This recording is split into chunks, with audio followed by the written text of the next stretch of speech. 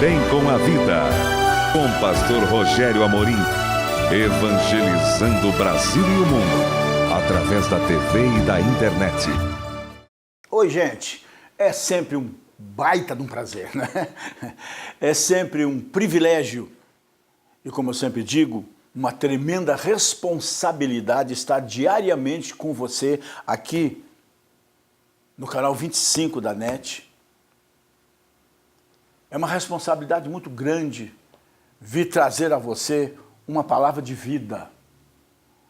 A gente não vem filosofar, a gente não vem falar de poesia, a gente não vem falar de política, a gente vem falar de valores eternos. Não vem fazer proselitismo também, não, né? A gente vem falar de verdades, verdades bíblicas, porque Jesus é esta verdade. Assim como é a vida e é o caminho também, né? E conforme as próprias palavras do Senhor, conhecereis a verdade e a verdade vos libertará. E como eu gosto de enfatizar, a verdade tem o poder espetacular de nos libertar do quê? Da ignorância. Nos ensinando nossos deveres, nossas obrigações, o caminho que deve ser trilhado, né? E no nosso caso, o caminho da vida eterna. Então nós queremos agradecer a Deus por essas verdades, por esse privilégio de poder estar com você, com sua família, aqui na televisão, através da Central TV, canal 25 aqui na NET, mas sempre no desejo, na expectativa de que você venha nos conhecer de perto aqui em Ecoville, Campo Comprido. Você vai encontrar uma igreja, um templo maravilhoso, lindo, bem cuidado, diferente. Eu sou um pastor diferente. Eu sou um pastor fora da casinha, como se diz, né? Você vai encontrar coisas aqui que você não vai achar em igreja outra nenhuma. Mas, apesar de um estacionamento, área de 10 mil metros, fechado, com segurança, 2 capelas de apoio, mais uma dúzia de salas para a escola bíblica, para o Instituto Teológico, para a Universidade da Família, para os discipulados e tudo mais, além do templo, como eu já disse, maravilhoso, confortável, né? Você vai encontrar o principal. Uma palavra pregada com responsabilidade. O evangelho como tem que ser, na sua profundidade e na sua simplicidade, sem inventar, sem fazer disso um show. Nessa igreja aqui, nesse templo aqui, altar é altar, não é palco. Aqui a gente não se apresenta, tanto que no altar dessa igreja não tem uma única cadeira, que lá em cima nem eu sento, porque é altar. Se é altar, a igreja até, né, a congregação é um lugar santo. O povo é santo, o dízimo é santo, a palavra é santa, mas o altar é santíssimo. Então, é lugar de levita e lugar de pregador. Então, nessa concepção que eu tenho de igreja, eu quero, com a maior tranquilidade do mundo, convidar você e a sua família a vir se alegrar conosco, a vir receber a cura, a bênção, a prosperidade, tudo isso a reboque da pregação da palavra, que é o que interessa, não é? Então venha estar conosco, nós temos culto todo dia, todos os dias nós temos culto, né? Domingo a gente já começa cedinho, 9 horas, com a manhã do Espírito Santo, igreja lotada, 7h30 da noite, de novo igreja lotada, com outro povo completamente diferente. Segunda-feira de manhã, 8 da manhã, nós já temos o culto das portas abertas. Terça-feira de noite, o maior culto de oração dessa cidade. Quarta-feira de tarde, quinta-feira de noite, sexta-feira de manhã, sábado à noite, 3 cultos simultâneos. Numa das capelas, adolescentes, na outra, jovens, e aqui no templo principal, o culto da vitória. Veja, tem um cardápio, né? Um menu maravilhoso para você se alimentar espiritualmente, comer do pão da vida, né? Venha com a sua família e nos assista também, antes que eu esqueça, na Band, canal aberto, rede aberta, na Band Paraná, às 8 horas da manhã, todo sábado. E a hora que você quiser, pode nos assistir no nosso canal no YouTube, Pastor Rogério Amorim. você vai encontrar centenas de mensagens pregadas ao longo dos anos aqui, e eu tenho certeza que alguma delas, se não todas, vão edificar a sua vida. Agora, enquanto você não vem pessoalmente nos conhecer, obrigado por me deixar entrar na sua casa ou onde quer que você esteja através da televisão, para levar até o seu coração essa palavra. E no livro de Jó, no capítulo 3, no verso 25 e 26, eu quero tomar como base para a nossa conversa dessa manhã aqui. Quem achou, diga amém. Aquilo que temo me sobrevém, e o que receio me acontece. Nunca estive descansado, nem sosseguei, nem repousei, mas veio sobre mim a perturbação. Amém? Evidentemente, podíamos, num português melhor, vamos assim dizer, né? Ler esse versículo assim, porque daquilo que mais tenho medo, é justamente o que me acontece. E é bem assim que funciona. Então, o medo, a gente só se contrapõe ao medo botando medo. Que o medo vai acabar, né, vencendo aquele que está te provocando medo, não é isso? A gente vê nas escrituras pessoas como Gideão, por medo, de madrugada malhando trigo, escondido. A gente vê Jacó fugindo de casa com medo da vingança do irmão. O pior exemplo de medo são dos 10, né? Foram 12, mas Josué e Caleb foram diferentes, né? Mas foram 10 dos 12 espias que Moisés mandou para dar uma investigada na terra prometida que Deus já tinha dado de papel passado para o povo, só que o povo tinha que ir lá e tomar posse. Mas como eles viram que naquela terra, vocês conhecem toda a história, tinha uns homens bastante grandes, fartões, guerreiros, eles simplesmente deixaram de acreditar num Deus poderoso com medo de meia dúzia de gato pingado, isso comparando com Deus, eu quero dizer, né? Uma meia dúzia de gato pingado só porque eram fortões e bem armados, e resultado, por 40 anos ficaram desorientados no deserto, como cachorro correndo atrás do próprio rabo, até morrerem e serem enterrados, só sobrando Josué e Caleb. Então vocês vejam que o poder do medo, ele é realmente, como eu disse, devastador. E o Jó aqui, ele diz essa palavra depois de tudo que lhe sucedeu. Era um homem abastado, um homem bem de família, um homem honrado por todos, admirado por todos, e mais, um homem que, tirando João Batista, a parte que recebeu um elogio de Jesus espetacular, não é isso? É um homem que recebeu de Deus um elogio, e ainda Deus o elogia para Satanás. Está vendo Jó? Ponta firme, gente boa, honesto, fiel, temente a mim, né? Mas de repente você dá uma rápida lida no primeiro capítulo de Jó, nos primeiros 33 versículos do livro de Jó, e você vai ver uma avalanche vindo sobre a vida dele, uma tsunami vindo sobre a vida dele. Toda coisa ruim que você pode imaginar sobreveio de repente, por atacado na vida de Jó. Aconteceu a Jó. Roubaram seus bois e jumentos, que grandes coisas, porque você vive no dia de hoje. Era a mesma coisa que terem roubado a frota de carro dele, né? Uma frota de caminhões, por exemplo, né? O fogo queimou suas ovelhas, esse mesmo fogo queimou seus empregados. Os caldeus roubaram todos os seus camelos, que eram as fortunas da época, né? Depois, um vento forte fez cair a casa dele, matando seus filhos e filhas que estavam reunidos numa festa. Não sobrou nenhum dos seus filhos.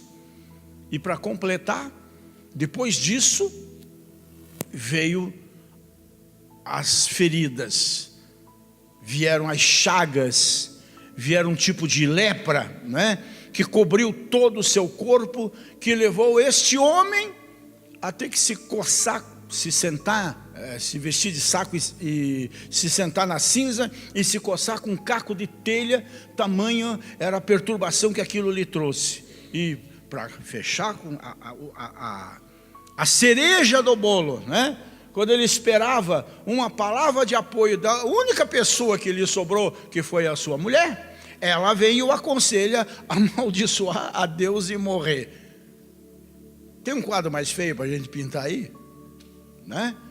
É tudo que uma pessoa poderia ter medo, aconteceu com Jó. E aconteceu porque ele mesmo diz: de tudo que eu tinha medo, acabou acontecendo comigo. E a causa principal de toda essa destruição, evidentemente, foi o diabo. Sem dúvida, Jó, o próprio Jó, abriu a porta da oportunidade pela qual o diabo entrou na sua vida. Não à toa está escrito com muita sabedoria por Paulo, né? E por Pedro também. Pedro diz: sede sóbrios, vigiai. Fiquem atentos, porque o diabo, seu adversário, não está longe não, está ao derredor, buscando a quem possa destruir. Mas para destruir, ele tem que achar o medo. O medo que faz com que a resistência passe a inexistir na vida de alguém. Por outro lado, Paulo escreve: sujeitai-vos a Deus. Paulo que escreve: resisti ao diabo, e ele fugirá de vós. Resistir não é na força do braço, mas já no poder do nome e do sangue de Jesus, por obra e graça do Espírito Santo. Então a gente vê que toda coisa maligna que caiu sobre Jó entrou pela porta do medo, do temor, que é uma coisa que biblicamente nós precisamos aprender a resistir, a enfrentar e a não se deixar vencer, até porque está escrito que Deus não nos deu um espírito de medo, mas de poder, de amor e de moderação, de equilíbrio. Está escrito. Esse medo de Jó, com toda certeza, nunca veio de Deus, por uma razão muito simples, irmãos: o medo não provém de Deus. A prudência, sim. O medo, não. Por uma razão muito simples: nós não temos razão para ter medo, porque é maior o que está em nós do que aquele que está no mundo. É simples, nós só temos que acreditar nisso e viver nessa circunstância, né? Então, fora a timidez, fora o medo, fora o receio, andar para frente. Às vezes dá uma parada, mas não retroceder.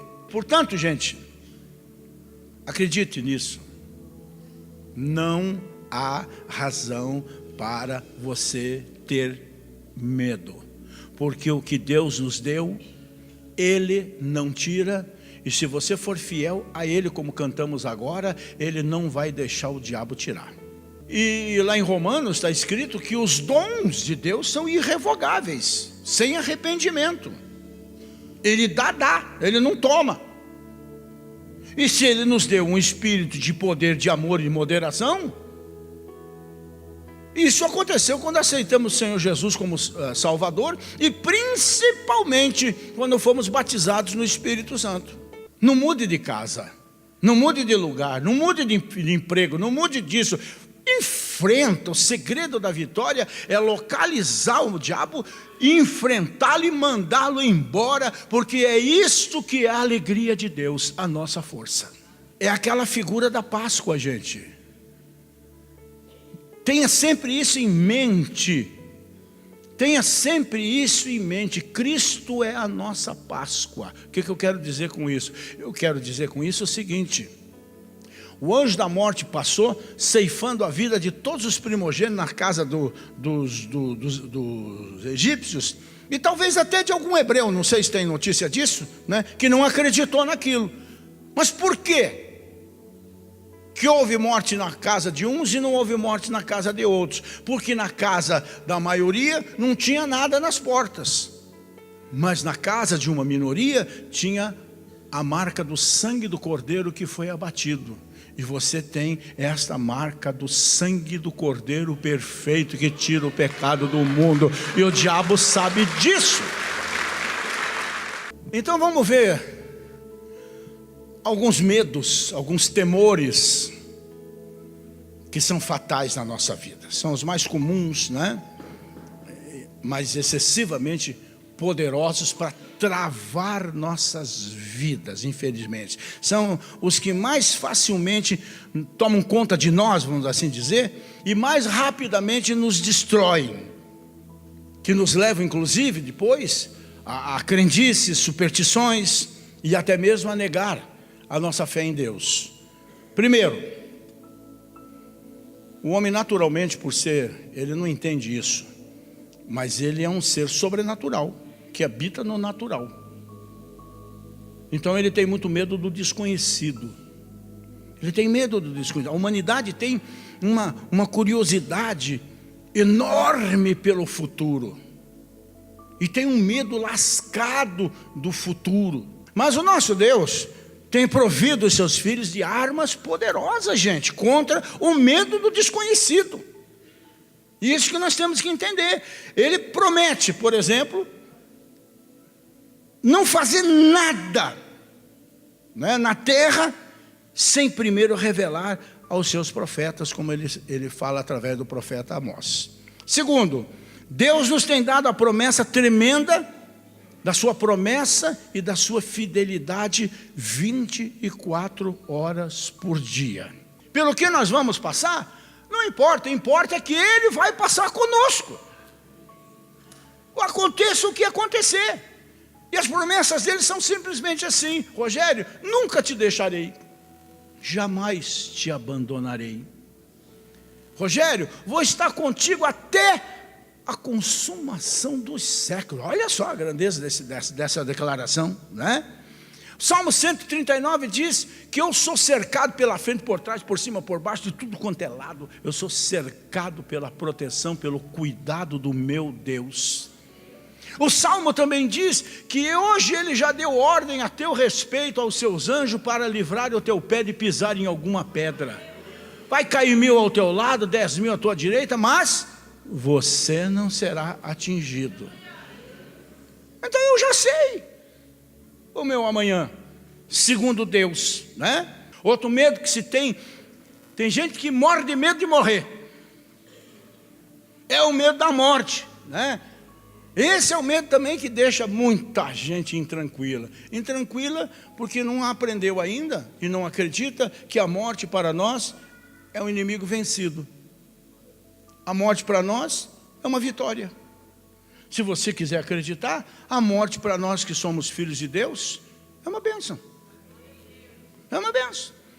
E esse inimigo chamado morte tem atormentado a humanidade desde o princípio do princípio. A morte entrou no mundo, você sabe, como consequência da desobediência de Adão e Eva, né? Essa história toda que contam por aí, né?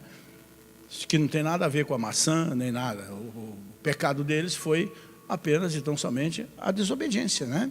Mas para onde se vai será diferente. Mas nós, segundo as Escrituras, porque temos Jesus no nosso coração, sabemos muito bem para onde vamos. Outro medo terrível é o medo de fracassar, né? Gente, nessa sociedade consumista que nós vivemos, orientada pelas metas a serem atingidas, é fácil encontrar gente preocupada com o fracasso. E esse medo pode também incapacitar uma pessoa. Mas quando você se volta para a promessa de Deus, você vê nela simplesmente ajuda e vê na promessa de Deus vitória. Paulo escreve aos Coríntios dizendo que em Cristo nós somos conduzidos de triunfo em triunfo. Mas não é tão simplista assim. Para ter triunfo precisa ter conquista. Para ter conquista precisa ter luta. O prazer de Deus está em ver você lutando e no nome dele vencendo. Amém? Ou como Paulo escreveu aos Romanos, falando uma série de coisas, finalmente ele fecha dizendo: mas em todas estas coisas somos mais do que vencedores em Cristo Jesus. Amém? Gente, Em Jesus nós vamos vencer. Com Ele, por Ele, para a honra e glória do nome dEle. Mas uma coisa é certa: na perseverança de Caleb, nós vamos sempre vencer.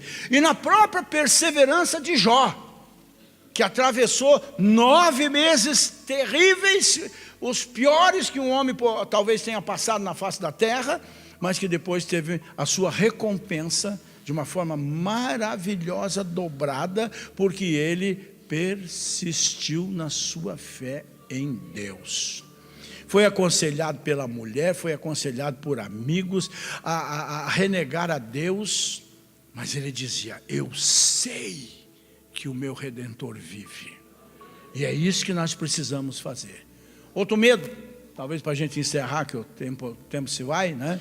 Outro medo é o medo da falta, o medo da insuficiência. Mas a partir do momento que nós nos tornamos filhos por adoção através de Jesus, aquele sermão do monte famoso, onde ele diz que nós valemos mais do que lírios do campo e aves dos céus, passa a se tornar verdadeiro nas nossas vidas. O mundo passa fome porque não quer saber de Jesus. Mas um filho, uma filha, fui novo, né? Como é que é? Fui jovem, agora sou velho, mas nunca vi o justo a sua descendência a mendigar o pão. Isso é uma verdade. Se bem que também tem uma outra verdade: as igrejas estão cheias de gente, mas tem poucos crentes em Jesus. Por isso não basta estar na igreja. O fundamental é estar em Cristo. Amém? Mas por outro lado, tem uma coisa que eu prego sempre para você, sobre o poder da palavra, não é? A boca fala aquilo que o coração está cheio. Perceba sempre isso. Você tem observado ultimamente quais têm sido as palavras mais frequentes na sua boca? Você tem tido esse cuidado? A sua boca fala de vitória? Ou a tua boca só fala de derrota? A tua boca abençoa? Ou a tua boca maldiz? A tua boca elogia? Ou a tua boca só critica? A tua boca diz coisas boas a respeito dos teus irmãos? Ou a tua boca difama pelas costas o irmão?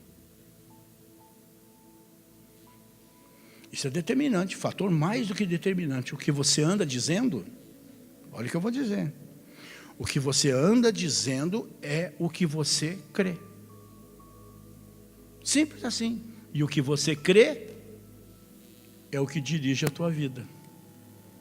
Por isso, a vida de alguns é essa mediocridade, porque estão se envenenando a si próprios com as suas palavras. Deus diz: vida e morte estão no poder das palavras. E viver na garantia da palavra de Deus é viver na segurança absoluta do hoje e do amanhã, gente. A palavra de Deus é isso, ela é eterna. Ela é eterna. E ela nos leva a não temer o que virá amanhã, o que virá depois. E em toda a Bíblia Deus mostra como o medo da falta, da insuficiência pode ser quebrado. Simples, né? Jesus fala da gente receber tudo nesse tempo, mas tudo o quê? Tudo que diz respeito ao princípio da semeadura. A gente só pode colher aquilo que a gente planta. A gente só pode ter dividendos naquilo que a gente investe. Então, muito cuidado com a semeadura, porque hoje colhemos o que semeamos ontem e amanhã vamos colher o que semeamos hoje. Então vamos semear sempre coisas boas. É o que Jesus nos ensina na contramão da lógica do mundo. Aí quando agimos dessa maneira, podemos dizer fora medo, fora dúvida. Porque o medo paralisa, escraviza, empobrece. O medo impede as pessoas de avançar. Ficam naquela segurança ridícula muitas vezes, sem coragem de dar um passo maior, para realmente Deus poder fazer aquilo que Ele quer fazer na nossa vida. Gente, Deus tem um plano grandioso com as nossas vidas em particular. Eu não tenho dúvida disso. Eu não tenho dúvida disso. Mas o medo impede os desafios. O medo é o maior inimigo da fé. É só olhar para as Escrituras. No barco, por exemplo, homem de pouca fé. Ô Pedro, que homem de fé michuruca. Por que você teve medo? Eu não estou no barco? Você acha que essa casca de nós aqui no meio do mar da Galileia vai afundar comigo dentro, Pedro? Não tem lógica, Pedro. Que fé michuruca, Pedro. Que fé michuruca, igreja. Se Deus está no barco da nossa vida, como é que a nossa vida vai afundar? Quem é que vai ser envergonhado nisso? É você? Não. É o Deus que te chamou, que te salvou, que te fez promessas e que teoricamente não teria cumprido, mas Ele sempre cumpre. Fica tranquilo. Tenha fé, porque sem fé não se alcança nada, não se alcança a bênção. Volto a repetir, Deus não te deu um espírito de medo. Pelo contrário, Deus te deu armas absurdamente poderosas nele. As armas que você vai encontrar todas no capítulo 6 de Efésios, que Paulo fala com a maior das propriedades: oração, o nome de Jesus, a pessoa do Espírito Santo, o sangue de Jesus. Toda a armadura completa nos foi dada para enfrentarmos tudo e tudo vencermos. Amém? Amém, gente? Amém. Desde já, vamos bolando o projeto de vida para o ano que vem. Vai ser o ano de conquistas, na fé de Josué e Caleb. Não acho pessoas em quem eu possa me espelhar mais para encarar 2019. Eu não sei o que vai ser para todo mundo, eu sei o que vai ser para a minha vida. Vai ser o melhor ano da minha vida até aqui. E seu também, se você disser amém.